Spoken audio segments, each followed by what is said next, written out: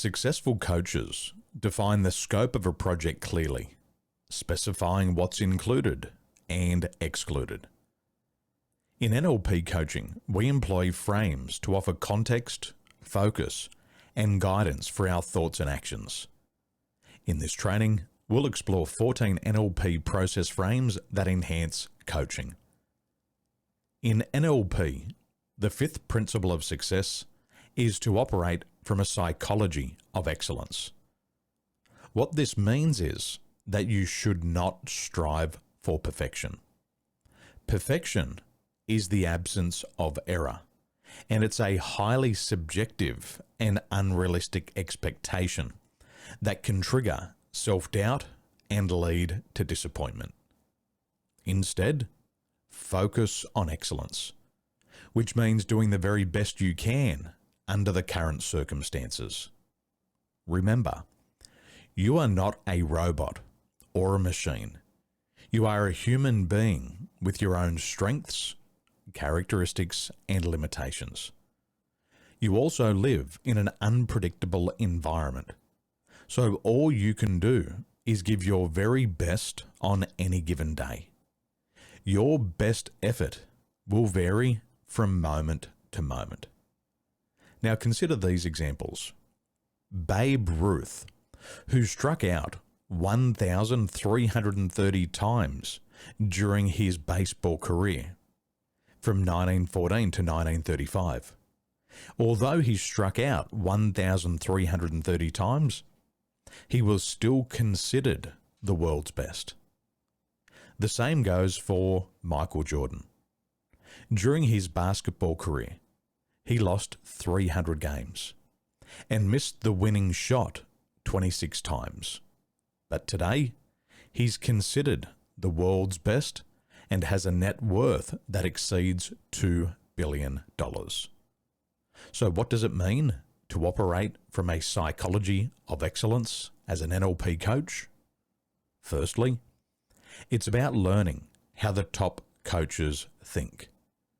Secondly, it's about adopting these new beliefs when coaching. Thirdly, it's about giving your very best in each coaching session. And over time, as you adapt, adjust, and respond, you will improve. What is coaching? Coaching is a developmental, ongoing interaction between two people, the coach and the coachee, which assists the coachee to develop his capabilities, achieve her goals and objectives, and produce successful results. The NLP coach facilitates change through verbal and non-verbal communication, which includes questions, reflections, explanations, metaphors, tasks, guiding focus, exercises, and many more.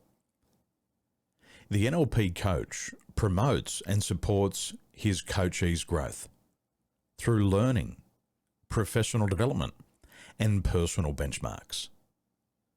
The NLP coach creates and facilitates change, elicits, selects, trains, asks meaningful questions, motivates, creates insights, explains, gives tasks, evokes emotion, sets challenges, stimulates, supports, and encourages the coachee's self-expression.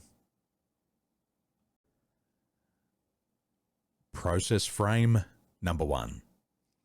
The NLP coach has a high degree of patience, has very little, if at all, intolerance and prejudice, and utilizes the client's mistakes for learning.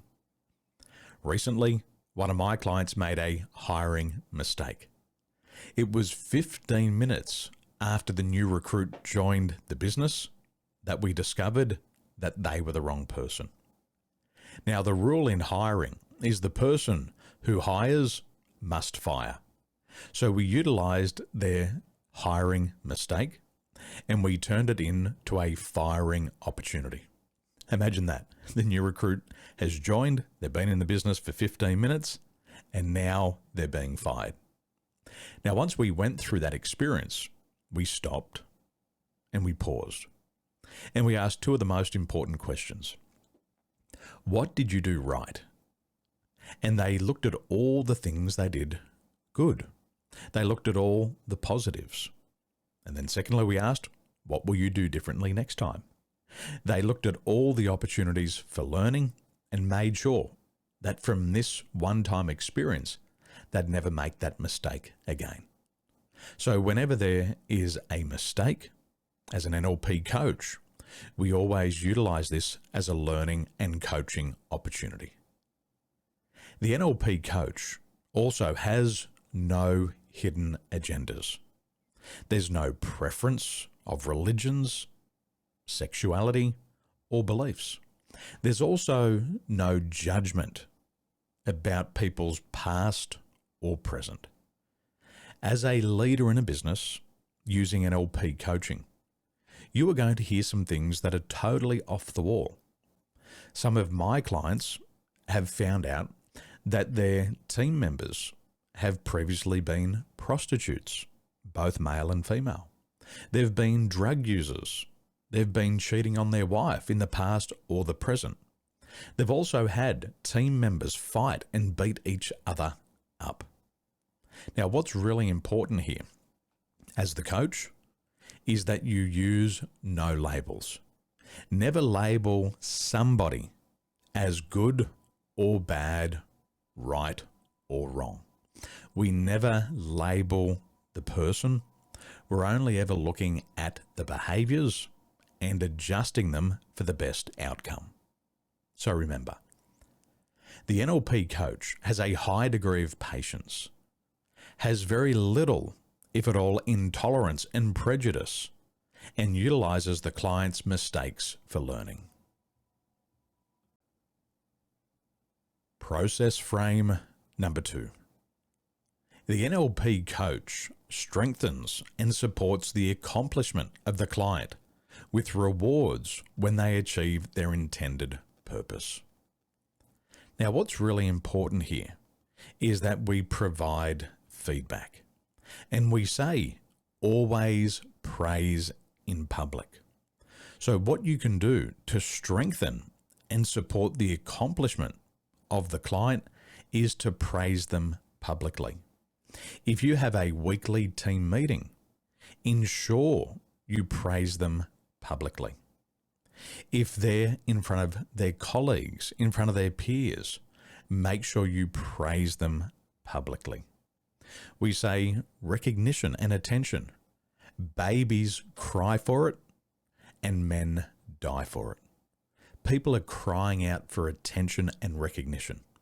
And when you praise them publicly, you raise their levels of self-esteem and self-worth. Now, at times, you're going to have to appraise your coachee. We say when you appraise somebody, which is to provide growth feedback, always do it privately. So you praise publicly and then appraise privately. And again, we want to preserve their self-esteem.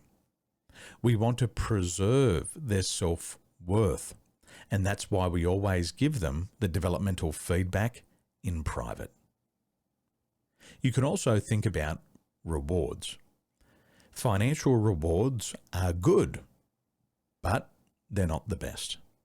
Think about other ways that you can strengthen and support the accomplishments of the client. For me, when I have my large-scale events, what I'll do is I'll put my top performers on stage. I'll put them on stage in front of 500 people. And what happens is they get recognition. Their self-esteem, their clarity, their confidence, their conviction starts to rise. I also introduce my coaching clients to other business people to extend their inner circle so they can start to create power in the community. I've also paid for international trips for my clients. I've said, you're doing well. You're the superstar. I'm going to pay for you to travel from Australia to the United Kingdom. I'll pay for all of your accommodation, and then we'll have return flights home. So as the coach, always be thinking about ways to strengthen and support the accomplishment of the client. How could you praise them publicly? Could you do it internally in the office? Could you do it externally in front of your customers? Could you do it digitally on your website, on your social media challenges? Could you get them some attention on the local television, radio, or newspapers? And then at times when you have to correct behaviors, just remember the rule, appraise in private. So remember, the NLP coach strengthens and supports the accomplishments of the client with rewards when they achieve their intended purpose. Process frame number 3. The NLP coach understands the importance of and puts special emphasis on the fact that we are all in the process of perpetual development and learning, and that this process never ends. As an NLP coach, it's important to realize that everyone is at a different starting line. The starting line could be age. It could be experience. And everybody has a different finishing line. Some people are geared towards learning. Some people are geared towards power. Some people are geared towards altruism. And everybody has a different finishing line. Now, if everybody has a different starting line and a different finishing line, it means that everybody has a different life path. And we can't compare one person's path to another because they're starting from a different place and they're ending up in a different place. Also remember that the learning never stops. From the day you're born to the day you die, you're always learning. It is impossible not to learn. The human organism is a learning machine. And even if you're not paying attention consciously, you're learning. And what we learn in NLP is that all learning, all behavior, and all change is done at the unconscious level. So even if you're not aware of it consciously, it's the unconscious mind that learns. In addition, the crises, the challenges never stop coming. In today's world, we're going to cross a crisis every 90 days. There could be a crisis at home. There could be a crisis in your health. There could be a financial crisis in your community, in your state, in your country. There could be a pandemic. There could be a natural disaster. There's going to be another COVID. There's going to be another recession. There's going to be another natural disaster. So never be fooled. Never be drunk on optimism. The crises are going to keep coming. And if you're coming into your 30s and your 40s or your 50s, these crises start to overlap. Your children might be becoming teenagers. You could have a family crisis. At the same time as your children becoming teenagers, you might have a family crisis and the death of a loved one. You could have the death of a loved one whilst your number one employee leaves the business. Your number one employee could leave the business as your tax bill shows up. And these crises can start to overlap. So don't be foolish. Don't let the coachee be foolish. Don't let them be drunk on optimism. Nothing lasts forever. The good times don't last, and the tough times don't last. And the learning never stops. What we say is success is borrowed, and there will be a time when someone or something asks for it back. and you'll have to fight to keep it. So remember, the NLP coach understands the importance of and puts special emphasis on the fact that we are all in the process of perpetual development and learning, and that this process never ends. Process frame number 4. The NLP coach understands that building a successful relationship with your client is essential. It requires a lot of rapport. This relationship is based on honesty, open communication, feedback, and 100% responsibility for the outcomes on both sides. This includes the NLP coach and the client. The rule is you are responsible. The rule is also that your client is responsible. And if you want to get the most out of your coaching, you must tell your truth as the coach. You also have to be vulnerable. Nobody expects you to be perfect. You're in the pursuit of excellence. In addition, remember, one piece of information not shared from the client could ruin their chances of success. And this is why we say that building a successful relationship with your client is essential. We don't want them to withhold any information. We want them to be able to share it without criticism. So the rule in coaching, no surprises. Now, recently, a coach asked their client a very good question.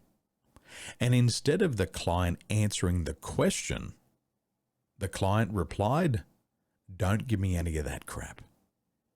Now, the coach asked more questions to peel back the layers, and the client didn't fully consider the question.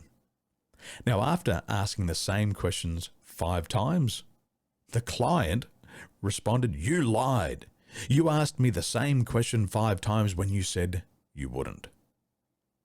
Now, that attitude from a client will not produce results. Now, on the surface level, it might sound that the client was the problem. The problem was really related to the coach. The coach failed to develop rapport. The coach was not vulnerable. The coach didn't deal with the coachee honestly. The communication was one way. It wasn't open. The coach wasn't open to feedback, and the coach didn't accept 100% responsibility for the outcomes. So here's my point. As the coach, you have to develop rapport. As we say in NLP, anything is possible in the presence of a good rapport. And rapport is not something that you do consciously. It's a feeling that you create unconsciously. And what psychologists call this is an unconditional positive regard. You have to create a safe space for your client, which means there must be no intolerances, no prejudices, and no judgment. And only once that is out of the coaching, then can the coachee build rapport with you. If at any time the client feels like they're going to be judged, they will shut down and they will withhold information.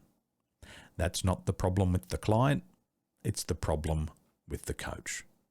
So remember, the NLP coach understands that building a successful relationship with your client is essential, and it requires lots of rapport. The relationship is based on honesty, open communication, feedback, and 100% responsibility for the outcomes on both sides. The coach has to be 100% responsible, and the client has to be 100% responsible too. Process frame number 5. The NLP coach recognizes that besides the goals and objectives projected and planned for the coaching, the overall growth in the client's self-confidence, capability, and ability to self-control his performance supersedes the more mundane goals. Now, sometimes the goal is to make $1 million in sales, but the client lacks the resilience to try and fail. In this case, working on the confidence, working on the resilience is more important than the money, because it's those behaviors that they have to learn before they can earn the $1 million. Sometimes the client may want to double his income and double his time off, but his marriage and family is falling apart. At that time, the priority becomes the marriage, the priority becomes the family. What would be the point of doubling your income and doubling your time off if you lose your marriage and your family in the process? So remember, the NLP coach recognizes that besides the goals and objectives projected and planned for the coaching, the overall growth in the client's self-confidence, capability, and ability to self-control his performance supersedes the more mundane goals. Process frame number 6. In NLP coaching, the development of the distinct personality of the client, regarded as an individual, is essential. The question we should be asking is, who does the client have to become to do what they want to do and have what they want to have? The reality is, if they never become the person, they'll never do what is necessary to have what they want. In NLP coaching, we always start with B. Who do they have to become? How do they have to approach problems, people, pace, and policy?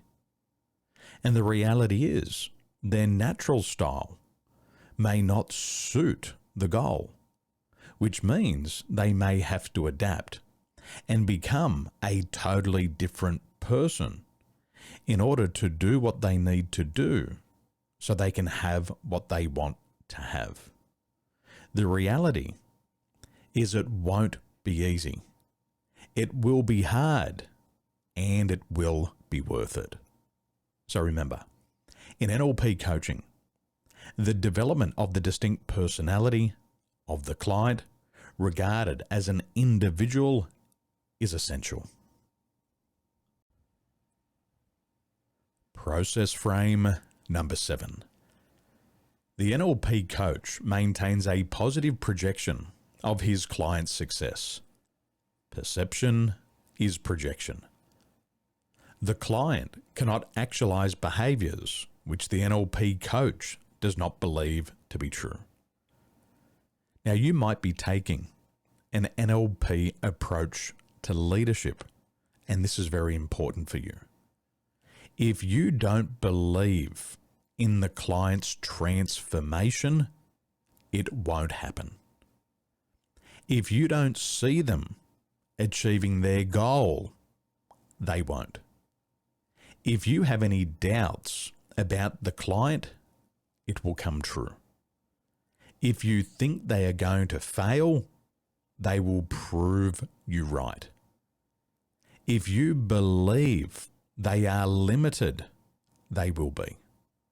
And if you don't feel that they have what it takes to succeed, they'll fail.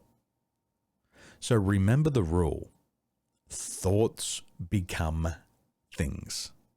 And in coaching, if you see a limitation in the client, it will come true in the coaching. So remember, the NLP coach maintains a positive projection of his client's success, which means in your mind, you have to see them achieving the goal. The reality is, your perception is your projection. The client cannot actualize behaviors which the NLP coach does not believe to be true. What does that mean? If you don't believe they can achieve their goal, they won't. If their goal is to achieve $500,000 in income and you don't believe they can earn more than $100,000, then your limited beliefs will hold them short of that goal. So, this is where you need to be open. You need to be honest, and you need to check in with the client. Are you willing to do whatever it takes to achieve your goal? And when the client says, yes, I'm willing to do whatever it takes to achieve my goal, if I have to become a different person, I'm willing to do whatever it takes to have the goal that I want, only when the client is 100% committed and you're 100% convinced, only then the goal will become true. Process frame number 8. The NLP coach absolutely believes that any client can succeed and achieve his outcome. And he knows if he cannot believe this, he will refer the client to someone else. Now, my mentor told me, you don't need clients. You only want clients who can get results. How does this translate to business? You don't need employees. You only want employees who can get results. Now, if the goal is not specific, if it's not timely, if it's not meaningful, if it's not realistic, and if there is little to no probability of success, don't take on the client. In business, if the key accountabilities are not specific, if there's no time frames to achieve them, if the client doesn't have an emotional buy-in to the key accountabilities, if those key accountabilities are not realistic for one person to achieve, or that this person doesn't have the behaviors necessary to achieve them, or if those key accountabilities are too big a stretch and there is little to no probability of success, don't put the employee in that role, because at the end of the day, it'll backfire on both of you. Now, if you look at the client, if you look at your employee, and you absolutely believe 100% that they can achieve those key accountabilities, and that you would bet your money on them succeeding in the role, only then take them on. If you don't absolutely believe 100% in that person and their ability to achieve the goal, and you wouldn't bet your money on them, don't employ them. That's the rule. So remember, the NLP coach absolutely believes that any client can succeed and achieve his outcomes. And he knows if he cannot believe this, he will refer the client or the employee to somebody else. Process frame number 9. The NLP coach understands that this relationship is a collaboration, and as such, it implies 100% responsibility on both the NLP coach and the client. The reality is, you can't do coaching to somebody. You can't NLP somebody. You can't hypnotize someone. You can't breathe for somebody. You can't do sit-ups for somebody. You can't do a diet for somebody else. As the coach, you are the tour guide. and your role is to guide the client to success. It's the client who takes the action. It's the client who walks the path. Now, when they fall down, which they will, your job is to pick them up, to dust them off, and to encourage them to go again. See, you can't make them do it. You can lead a horse to water, but you can't make it drink. Your client has to want to do it. Just like the horse has to want to drink. The reality of leadership, you can't motivate anybody. All motivation is self-motivation. So remember, the NLP coach understands that this relationship is a collaboration, and as such, it implies 100% responsibility on both the NLP coach and the client. Process frame number 10. The NLP coach allows, uncritically, the client to achieve the goals and objectives put forth in whatever way he can. Remember, personal attributes and characteristics, background, as well as personal preference and private preoccupations, even if personally irritating to the NLP coach, should be left out of the coaching process. In coaching, the focus remains on context-related behaviors, and unless the above-mentioned attributes and characteristics or extra behaviors interfere with the goals and objectives for the coaching, the NLP coach should leave them alone. Here's an example. If the client is having an affair and it's against your morals, don't say anything. If they're snorting, sniffing, shooting drugs, and it has nothing to do with the coaching, keep a lid on it. If their sexual preferences don't align with yours, and it has nothing to do with the goals, don't go there, leave it alone. So remember, the NLP coach allows uncritically the client to achieve the goals and objectives put forth in whatever way he can. Personal attributes and characteristics, background, as well as personal preferences and private preoccupations, even if personally irritating to the NLP coach, should be left out of the coaching process. Process frame number 11. The NLP coach recognizes the importance of immediate versus delayed feedback and utilizes both continuously for the purpose of mirroring back to the client his output behaviors and to improve further output. The NLP coach will create situations in which the client will have the chance to produce more output behaviors and as a result, get more feedback. Here's an example. I was recently holding an event and one of my clients traveled to the event. When he was there, one of the people who was sitting on his table provided me feedback about his behaviors. One of my female clients said, "He is obnoxious." Now, I thanked my client for the feedback. However, it had nothing to do with the reason why the client came to the event. My client came to learn skills and strategies to scale and grow the business. However, I put that feedback to the side and I held on to it for a later date. Now, a couple of months later, we were doing an exit interview for one of his employees. During the interview, the former employee stated that one of the reasons why they were leaving the business was because of his obnoxious behaviors.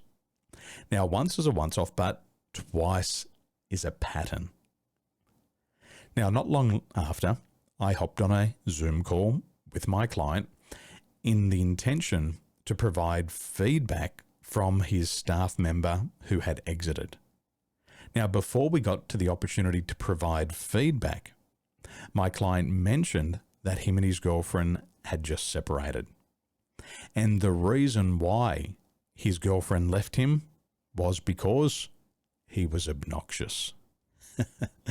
Now, you can see the pattern. A client in Sydney who was female said he was obnoxious. A client who was exiting, an employee who was exiting his business, had mentioned he was obnoxious, and his girlfriend broke up with him because of his obnoxious behaviours. What you'll see there is that there's a problem, and it needs to be addressed. So, the first feedback I had received was in the middle of the year. The final feedback from the exit interview and when I spoke to him was at the end of the year. Now, it was interesting that this behavior was out of his awareness. And it's now my job as the coach to bring it back to his awareness because it interrupted other people at my event and it could have potentially lost him a referral partner. It's cost him an employee.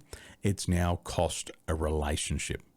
So utilizing this method, we hold on to the feedback, we delay the feedback until we see the pattern of behavior, and then we bring it back to their conscious awareness so that they can improve the output behaviors. So remember this. The NLP coach recognizes the importance of immediate versus delayed feedback. The reason why I didn't give my client immediate feedback, because it was not connected to his intention of coming to the event. So I held on to it for a later date. And then we utilize it both for continuously for the purpose of mirroring back to the client his output behaviors. So once we had the feedback from an employee and from his girlfriend, then we could bring back this behavior into his conscious awareness for improvement.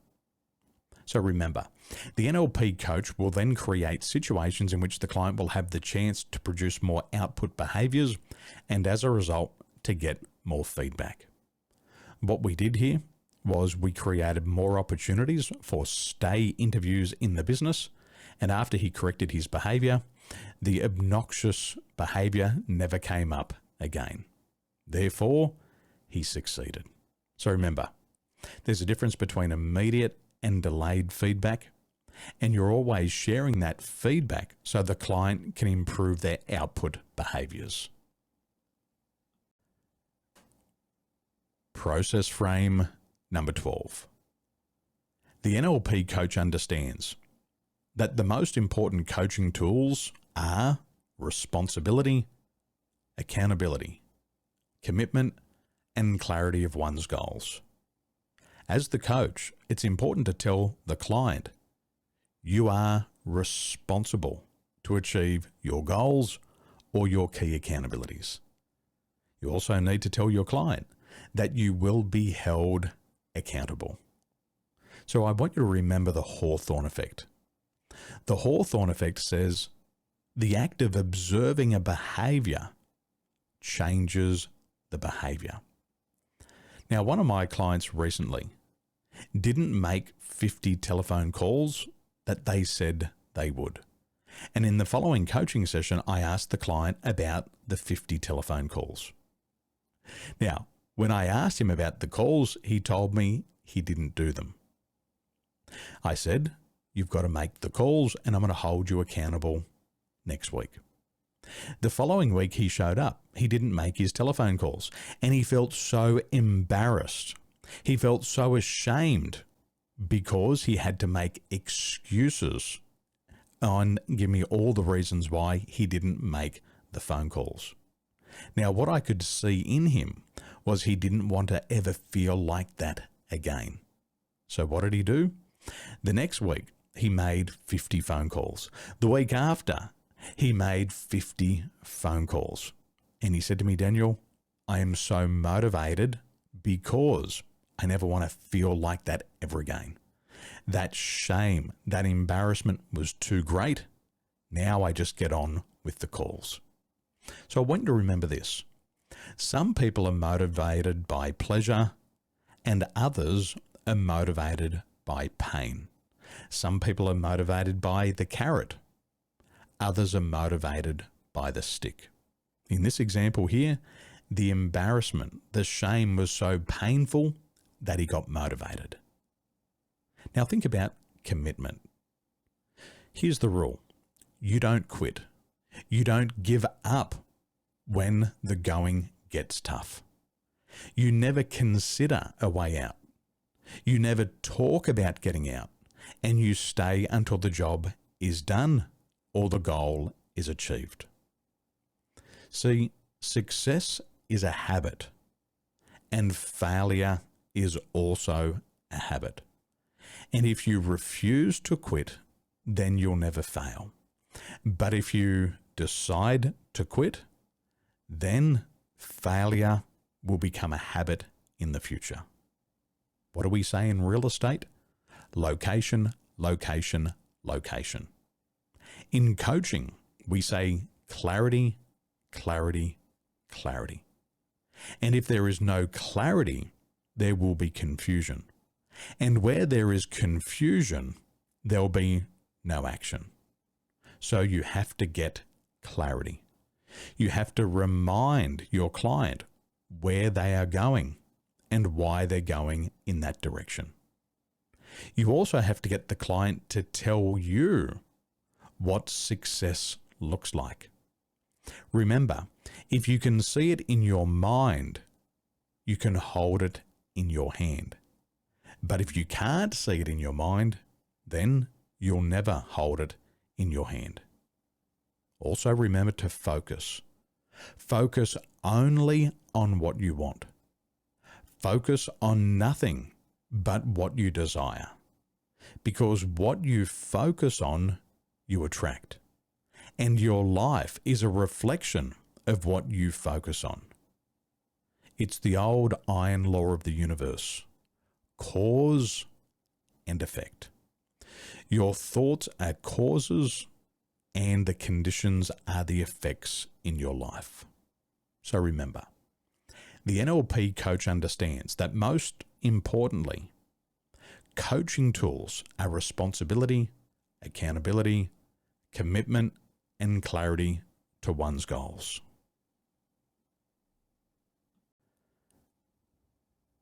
Process frame number 13. The NLP coach recognizes the importance of tasking as a vital coaching tool. Tasking is an effective way of conferring value on an experience. Now, the more difficult it is to get on the path to success, the more the client is likely to value it and view it favorably regardless of its real quality. Also, the more expensive it is. The more obscure and convoluted the subject, the more profound it must be. Now, the tasking that you provide for your client must align with the goals. The task must get them another step closer.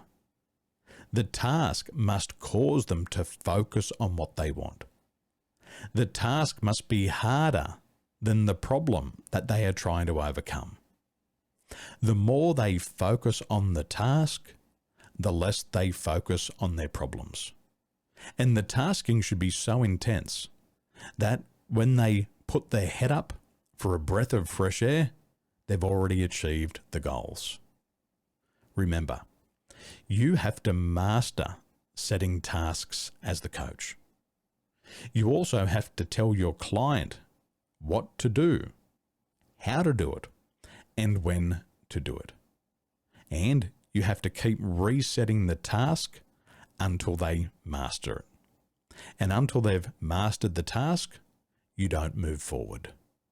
So remember, the NLP coach recognizes the importance of tasking as a vital coaching tool. And the tasking is an effective way of conferring value on the coaching experience. Process frame 14. The NLP coach also understands that it is not so much the qualities of the task that are significant as the amount of effort which the client has to put in. So, The same qualification may well be valued more by one client who had to struggle it than a client who sailed through it. Remember, the bigger the effort, the bigger the reward. The more calls, the more appointments. The more appointments, the more sales. The more sales, the more money. The more money, the better quality of life. The better quality of life, the more peace of mind. So remember, the NLP coach understands it's not so much the qualities of the task that are significant. It's about the amount of effort that the client has to put in. Now, as you apply these process frames in coaching and in leadership, what you're going to do is you're going to see a significant improvement in the results of your client. Apply what you've learned and remember, focus on excellence. Have a wonderful day.